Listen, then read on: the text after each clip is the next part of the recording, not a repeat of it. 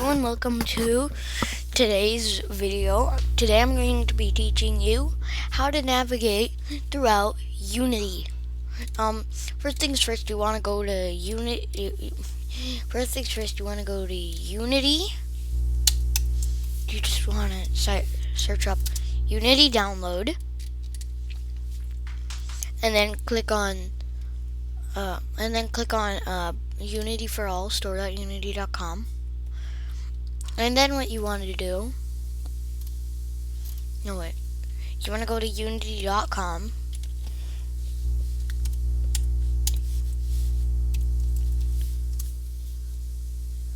Unity.com, and then you want to click on Get Started, Individual, Personal, if you want, or if you're doing, or if you're a student, you could just do that.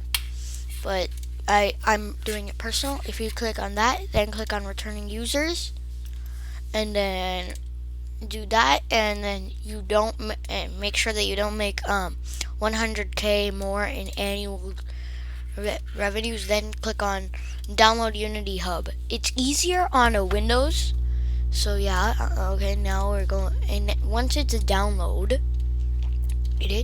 once it's downloaded, there's gonna be a setup wizard, and then it's gonna ask you to download 2019.4.19 F1. I am going to be using that right now, 2019, and let's do 3D, and let's do 3D, not 2D, 3D. Also, there's a lot of other things, such as the 2D platformer microgame, FPS microgame, karting microgame, HD sample auto room, VR, mobile 3D, AR, Lego. So just experiment with them. But I'm going to create it in 3D, and I'm gonna name this tutorial. Create. And then it's going to take a second to boot up. And then I'm just going to teach you how to navigate throughout it. And just let it load. Once it is done loading, it'll just take a second. You're gonna see this menu. If you want to use a later version, I will have a separate tutorial, because 2019, 2020.2, or 2021, those things have way different options. So yeah, and I wanna make sure that you're able to use all of them. So we're just going to wait for it to load. Okay, there it has loaded, and then there's going to be a new, it's going to say this, and then I'm just going to click on no, I don't care, and then this is going to be your menu. Okay, this is going to be your menu, and what you're going to see is you have a main camera right here that is going to be your camera for this, and right in the bottom right hand corner here, you're gonna see that.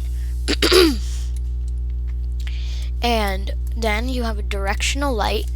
If you double click on something, it automatically takes you to them,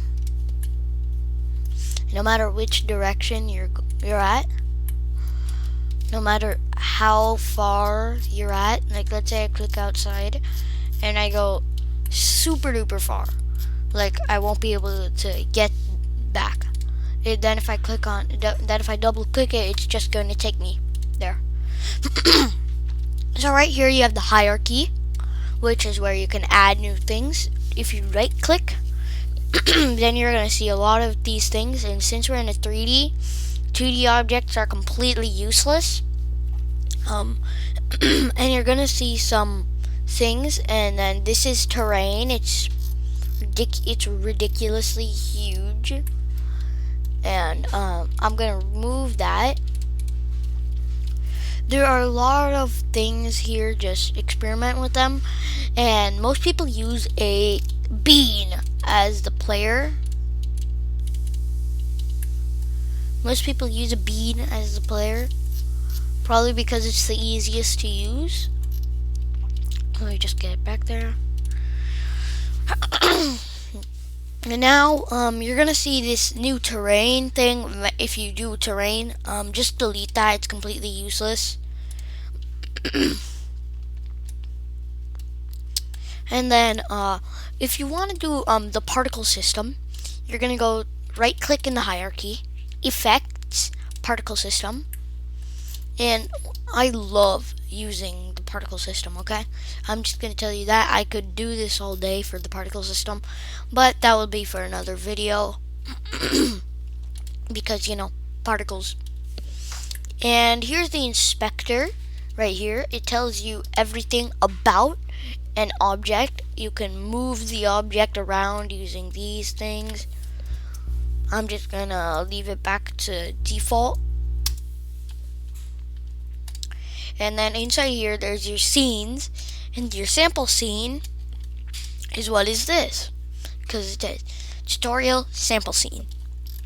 Okay, so then here's your game view, which tells you how it is.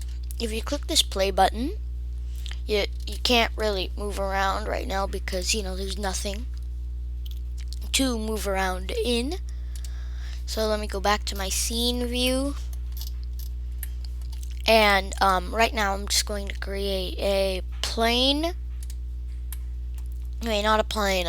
Planes are really bad for parkour things because you could just phase right through them. So I recommend using a cube, pressing R, scaling this down, and then making it long. And then if you want a specific number, 30 here, 30 here, and then let's just make this 1. No. Yeah, 3. Which therefore makes it a little bit thicker. No, I thought it's actually huge. 1 is pretty good. It's pretty sufficient for this. And if you want, you could go to Windows Package Manager.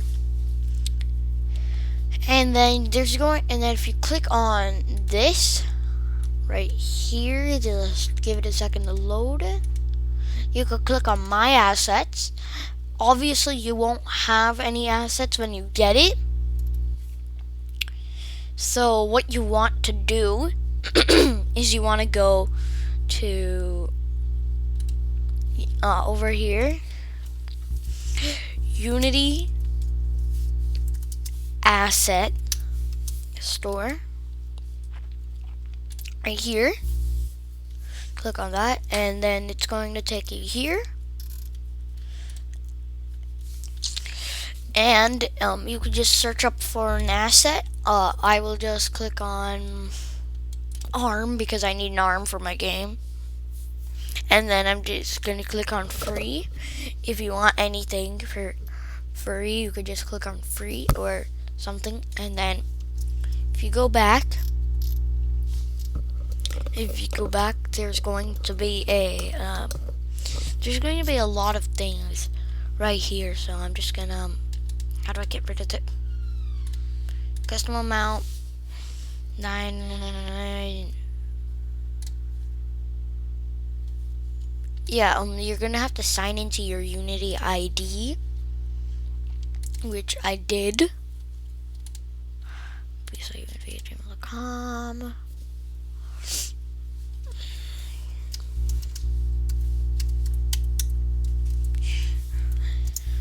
And then you're just going to sign in, or if there's a create button right here, you can just click on free assets right here, and then there's going to be a lot of assets, okay? And I mean a lot. Like particle pack. You know what? I'm actually going to download the particle pack because I love using the particle system. And there's going to be a lot of items here in the asset store. For free, there's going to be at least 296 pages. So you could just you can use a lot of things here, and I'm just gonna say view results 96 per page.